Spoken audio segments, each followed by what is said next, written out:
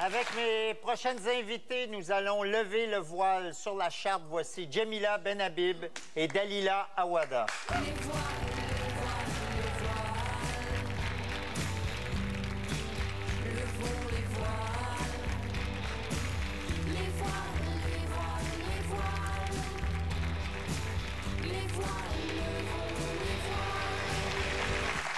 Mesdames, bienvenue à Tout le monde en parle. Merci. Jamila Benhabib, vous êtes auteur. Vos livres « Ma vie à contre-Coran » et « Les soldats d'Allah à l'assaut de l'Occident » ont tous deux suscité de vives réactions. Vous êtes reconnue pour votre militantisme contre le fondamentalisme musulman. Dalila Awada, vous êtes une étudiante en sociologie à l'UQAM. Vous êtes née ici de parents originaires du Liban. Un des fondements de la Charte des valeurs québécoises, c'est de s'assurer du respect de l'égalité entre les hommes et les femmes. Pour assurer la laïcité de l'État, il serait donc incontournable d'interdire les signes religieux dans le secteur public.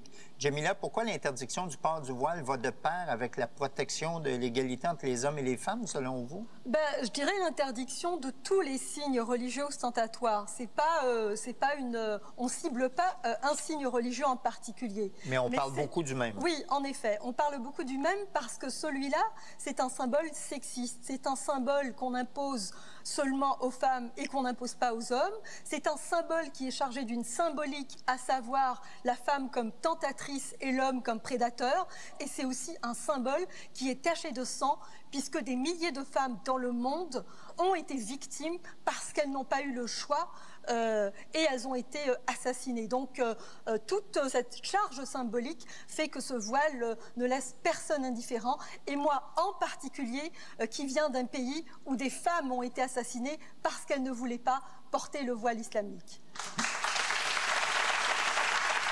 Dalila, vous portez le voile depuis l'âge de 13 ans. Qu'est-ce que vous répondez à ceux et celles qui victimisent systématiquement les femmes voilées, comme Jamila, par exemple? Êtes-vous une femme soumise?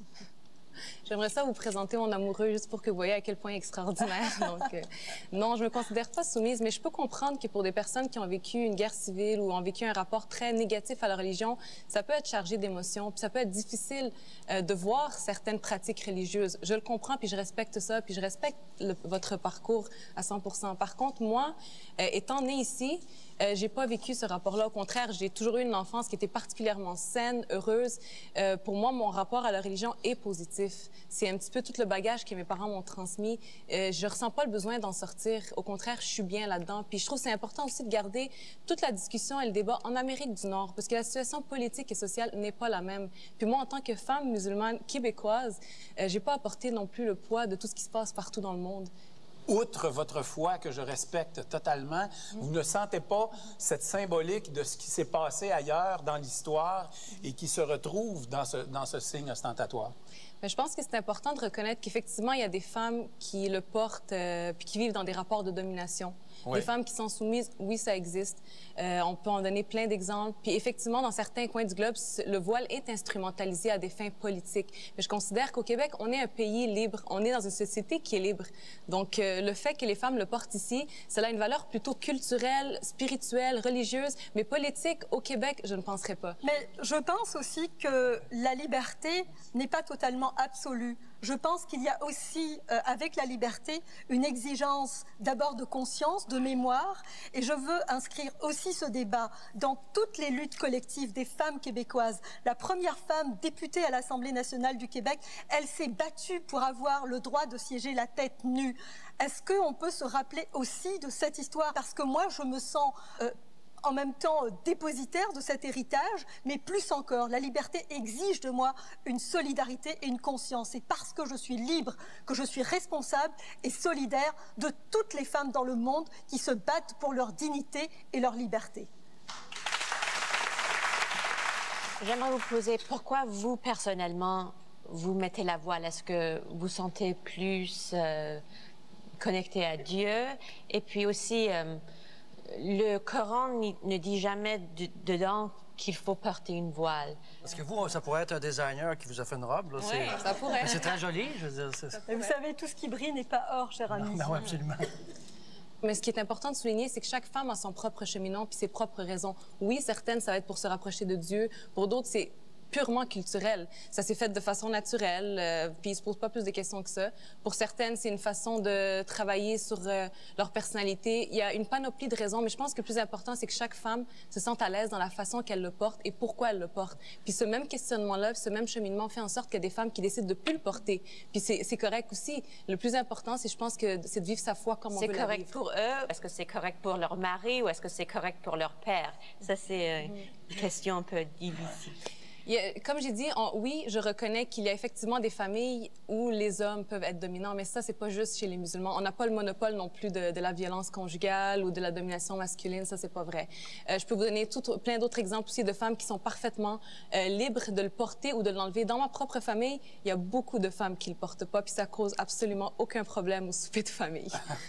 Alors, à ce moment-là, si vous aviez un travail dans une institution de l'État, quel serait le problème de ne pas porter votre voile pendant les heures de travail et de le remettre après dans votre vie privée? Quel serait le problème de conscience? Bien, moi, quand je sors de chez nous, honnêtement, je laisse pas ma foi dans un petit tiroir. C'est mon identité, c'est partie intégrante de moi et j'ai pas à m'en départir parce que je considère que si je fais mon travail dans une neutralité qui est absolue, je traite les musulmans comme les athées de la même façon, les hommes et les femmes de la même façon, les homosexuels, les hétérosexuels de la même façon. Vous comprenez l'idée que tout le monde de la même façon. Je parle un excellent français, j'ai les compétences qu'il faut pour exercer mon travail, j'ai les diplômes qu'il faut. Je trouve ça franchement superficiel de s'attarder sur ce foulard-là qui, pour moi, c'est la façon que je vis mon rapport à mon corps et à ma pudeur. C'est moi, en fait, qui décide comment je me présente au regard public. Puis ça, pour moi, c'est une affirmation de soi.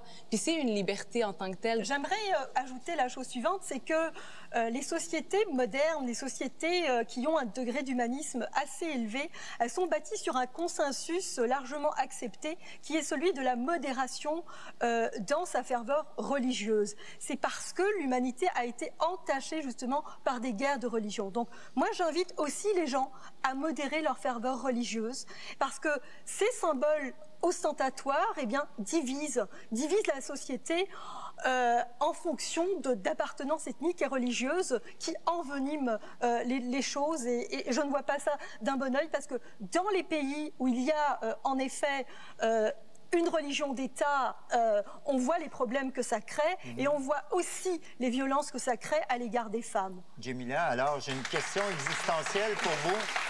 Quelle est la différence entre obliger une femme à porter un voile et l'obliger à l'enlever? L'exigence de neutralité, on la demande par rapport à l'État.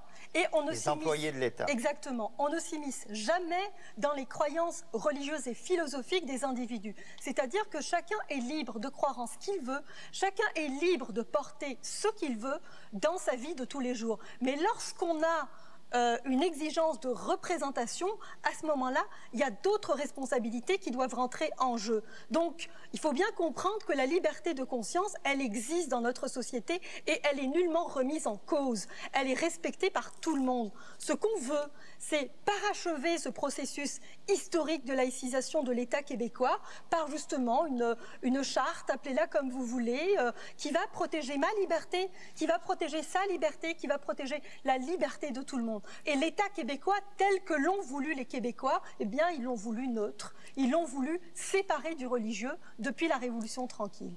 La laïcité, oui et oui, mais ça ne veut pas dire que les individus doivent être sécularisés. C'est pas ça le but de la laïcité. Je considère déjà qu'on avait déjà atteint une certaine paix sociale, puis vous parlez de division sociale et de tension, mais je l'ai jamais autant ressenti qu'en ce moment avec la présentation de cette charte-là. La division sociale et la tension, c'est présent. Donc, je vois pas à quel point, comment c'est supposé nous rapprocher, comment c'est supposé promouvoir l'égalité, la liberté, si là, tout le monde est en train de se chamailler de tous les bords. Oui, si vous me permettez, moi, je vais prendre mon exemple. Je suis le roi de l'immigration, d'accord? C'est mon 24e pays, j'ai 3 citoyennetés, 2 droits de résidence. Et je pense que d'abord, et avant tout, la base, c'est que l'immigration est un privilège, non pas un droit. Puis je pense que dans le privilège, c'est de respecter aussi le pays qui nous accueille. Et moi, j'ai une très grande fierté d'être un néo-québécois. Mais pour moi, je dois respecter le pays qui m'accueille. Et la seconde où je serai plus heureux ici, je retournerai ailleurs.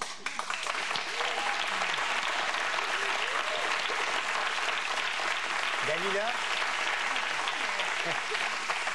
comprends, dans le cas de l'immigration, Elle est née je ici, suis Non, pas, mais c'est ça, je suis justement. pas Puis ma immigrante. phrase n'était pas tout à fait finie. C'était pas tout à fait fini. Je comprends, mais je suis québécoise. J'ai aussi, vécu dans les pays et du je Maghreb. contribue de façon très positive à la société. C'est- Je fais mon devoir en tant que citoyenne. Tout à Je fait. suis pas une citoyenne de seconde Je parle de zone. l'immigration. J'ai les mêmes droits que tout le monde. Tout à Je suis fait. très bien ici. Puis je pense pas que je viens, comment dire, piétiner la liberté des autres, ni même la sécurité. C'était pas mon point, parce que j'avais pas fini ma phrase. Ouais, ben. C'est que... Non, mais j'avais pas juste fini, là. On m'a juste applaudi avant, donc je l'ai pris. C'est correct. Vous pouvez recommencer, s'il vous plaît? Merci. Là aussi. Non, ce que je disais, c'est que quand les gens sont nés ici, c'est un droit aussi de faire valoir sa propre culture.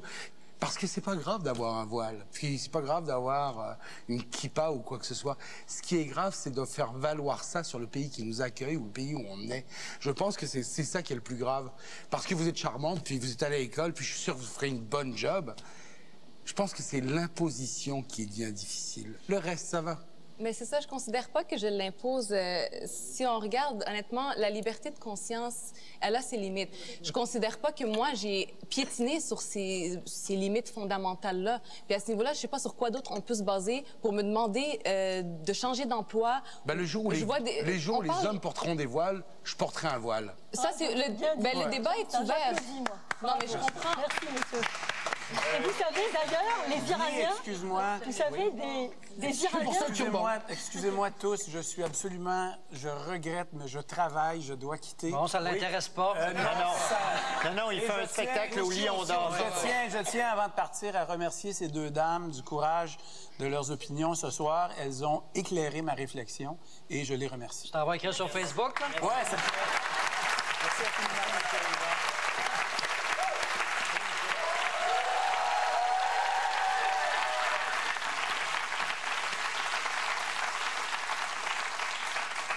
Je voulais juste finir l'idée, en fait, ce que je voulais dire, c'est que quand même la fonction publique et parapublique représente à peu près 600 000 emplois.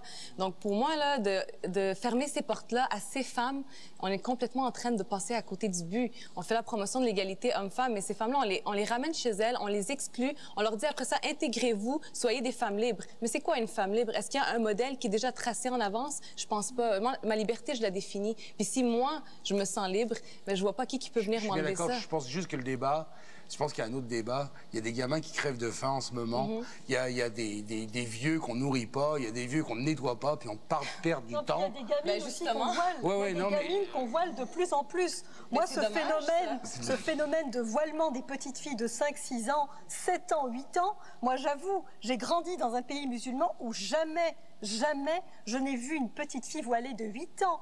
Des choses que je n'ai jamais vues dans mon pays d'origine, je les vois ici à Montréal. Donc, il y a vraiment une volonté d'asservir les femmes. Il y a une volonté de contrôler la sexualité des femmes. Il y a une volonté de contrôler la liberté des femmes. Et des petites filles de plus en plus. Les 4 filles Chafia qui ont été assassinées, c'est parce qu'elles voulaient vivre libres dans une société qui n'a pas pu les protéger. Vous habitez au Canada, ben oui. Oui, des archaïsmes de leur famille et de leur communauté. Depuis l'annonce du projet de charte des valeurs québécoises, il y a eu quelques actes à caractère raciste qui ont fait la manchette. En voici un plutôt disgracieux, Manon. Les Haïtiens, les Portugais, les Chinois sont tous intégrés au zéro d'intégration. Zéro. Non, mais des femmes d'un bord, des hommes sur l'autre. Wow, une belle liberté. Fuck you, ça me regarde. Ça le rase. Et elle. Ah oui, mais... C'est gênant, là. C'est ça. Voilà la division sociale que je parlais tantôt, la tension qu'on est en train de voir se pointer à l'horizon. Je trouve ça dommage d'ébranler notre paix sociale pour des... C'est vraiment une tempête dans un verre d'eau. C'est pas mal du jamais vu au Québec. Je trouve ça dommage parce qu'on avait une belle société. Il faut arrêter de se comparer à la France, puis il faut arrêter de se comparer à l'Afghanistan puis à l'Algérie. On est au Québec, puis on a vraiment une richesse que je pense qu'il faut conserver. Mais vous êtes d'accord pour dire qu'il faut établir des balises? Oui, tout à fait. Parce qu'il y a des dérapes, effectivement, dans les demandes d'accommodement. Il y a des dérapes. Donc, au niveau des balises, je trouve ça important de les établir. Mais cela étant, il y a un autre dérapage aussi que j'ai constaté depuis l'annonce du projet de charte, c'est de dépeindre tous ceux qui défendent la charte comme étant des racistes et comme étant des xénophobes. Et c'est de dire que la société québécoise, dans sa volonté d'affirmation, est en train de devenir raciste et xénophobe. Quel est votre point de vue là-dessus? Et ça, je le rejette de toutes mes forces. Moi, je suis arrivée au Québec dans des conditions extrêmement difficiles. Je n'avais plus aucun pays où aller. Ce pays m'a accueilli les bras grands ouverts et jamais personne ne me fera croire que notre société est une société raciste et xénophobe. Mais cela étant, ouvert ne veut pas dire idiot. Et donc, établir des balises, ça va dans la norme, je dirais, des choses vers un vivre ensemble plus harmonieux. Mais il ne faudrait pas non plus piétiner sur les libertés fondamentales des individus parce que s'ils font bien leur travail, s'ils sont passionnés puis ont un désir sincère de contribuer à la société québécoise, comme moi, comme plein d'autres femmes que je connais, ce serait dommage de leur enlever ça parce qu'oubliez pas que le travail, c'est une porte vers l'autonomie, c'est une porte vers la liberté, c'est le principal espace où les femmes peuvent s'émanciper. Comment on peut leur fermer cette porte-là qui est primordiale? Ce n'est pas en bradant l'État, qu'on va défendre les droits des femmes. Moi, je veux les deux pour les femmes. Je veux et l'émancipation financière et l'émancipation citoyenne. Et je veux que mon État, que la puissance publique défende l'égalité, ce principe d'égalité. Et ce voile est un symbole sexiste. Donc, par conséquent, il est disqualifié dans la fonction publique. Je respecte le fait que vous pensez ça du voile, mais moi, c'est pas ma perception, puis c'est pas comme ça que je le vis. Puis je pense que j'ai ce droit de parole aussi en tant que femme, de dire que moi, mon voile, je le vis pas comme une soumission, puis je le vis pas comme une restriction de ma liberté. On est en train de parler de la volonté d'un peuple à établir des balises. Donc ça vous dépasse, ça me dépasse. Il faut sortir de votre moi, de votre jeu pour penser la société. La société québécoise, on la veut égalitaire, c'est-à-dire dans son traitement à l'égard des femmes. On veut qu'elle puisse offrir la chance aux femmes de se débarrasser de toutes les aliénations. Est-ce qu'on peut aller vers ça aujourd'hui au Québec en 2013? Mais le mouvement féministe... D'un seul coup, oh là là, il faut défendre la femme, il faut défendre la femme. Quand c'est un homme qui porte le turban, ça nous intéresse moins et on traite moins les gens. Mais c'est dans la charte aussi. Oui, je sais. Mais pourquoi on pointe les femmes qui sont voilées? Parce que d'un seul coup, il y a le propos sexiste qui arrive. Non, mais on est quand même chanceux, nous les chrétiens, parce que Jésus est mort sur la croix. S'il était mort noyé, on aurait tous un aquarium, ça se verrait, tu sais. Mais Giovanni, si on interdisait le port du speedo, vous n'auriez pas pu passer exactement. Au grand saut. Puis, moi, je m'imagine très pas, vraiment mal. Avec dans les pays du Maghreb avec un speedo comme ça. Et un aquarium autour du cou, c'est l'horreur. Imaginez si on vous interdisait le port tout court. Je serais tellement mal. Le pays où je suis née, l'Iran, s'était imposé sur eux la voile. Et comme on voit maintenant, le pays est un pays théocratique qui opprime les femmes et c'est pire qu'avant, quand il y avait la liberté, les femmes pouvaient mettre la voile ou ils pouvaient décider de ne pas mettre la voile. Maintenant, on concentre sur ça. Alors, maintenant, une jeune femme comme Dalila, qui est très intelligente, et qu'elle sentait tellement partie de la société québécoise, et maintenant, elle se sent comme une... rejetée. Rejetée ou quelqu'un d'autre. Maintenant, peut-être elle va devenir, enfin, je ne dis pas que vous allez devenir extrémiste, mais ça va pousser ceux qui étaient OK cool de devenir extrémistes. Et puis maintenant, ils vont... Je pense pas qu'on se transforme en Je pense que vous faites preuve d'un angélisme douteux. Excusez-moi, je vous le dis comme ça parce que je le ressens. Alors écoutez, tenir des propos ainsi, vous qui venez d'Iran, alors que les femmes subissent le dictat des théocrates et le dictat des Maolas, je trouve quand même que c'est pas digne de toutes ces femmes iraniennes qui se battent au détriment de leur vie. En Iran, ils se battent, mais ici, on vit dans un pays laïque. Oui. Parce que c'est vrai qu'au Canada... Si commençait à imposer le charia ou des choses comme ça, je comprends, il doit y avoir un débat, mais... il faut faire attention aussi, les musulmans au Québec représentent gros maximum 3%. On est loin de l'invasion des islamistes, là. On s'entend? Il faut relativiser un petit peu puis être réaliste. Puis honnêtement, là, ma génération qui ont grandi au Québec, qui sont nés là, qui parlent le québécois puis qui ont à cœur cette société-là, ils n'ont absolument pas de plan politique dans la tête, je vous le confirme. Je rassure tout le monde. En Belgique, on peut citer des exemples. En Belgique, il y a quoi? Allez, il y a 6% de musulmans. On se retrouve à Bruxelles avec 2 élus municipaux issus de quartiers musulmans, à dominante musulmane, qui prônent la charia, y compris pour les Belges aussi.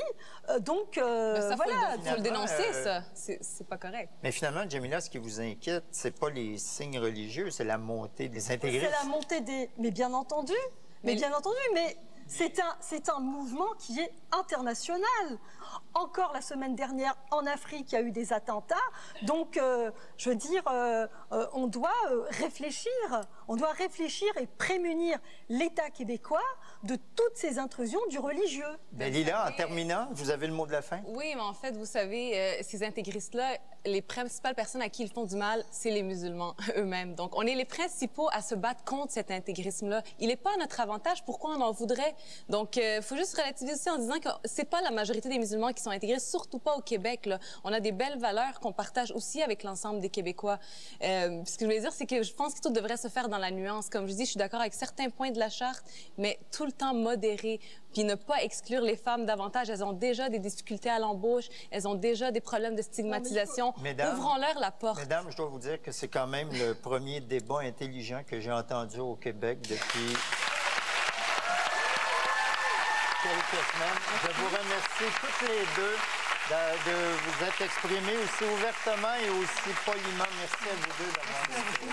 Moi, j'ai travaillé très fort pour vous faire une carte. C'est une primeur. J'ai sorti ma machine à coudre. C'est la première carte voilée de l'histoire de Tout le monde en parle. C'est vrai? Vous avez chacune la même, mais une de vous deux peut dévoiler et nous dire qu'est-ce qu'il y a écrit. Vous pouvez choisir. Bon. Qu'est-ce qui était écrit? Nul s'y découvert. Désolée. Je la retrouve. Merci, mesdames. Tout de suite après la pause, le retour de Corey Hart.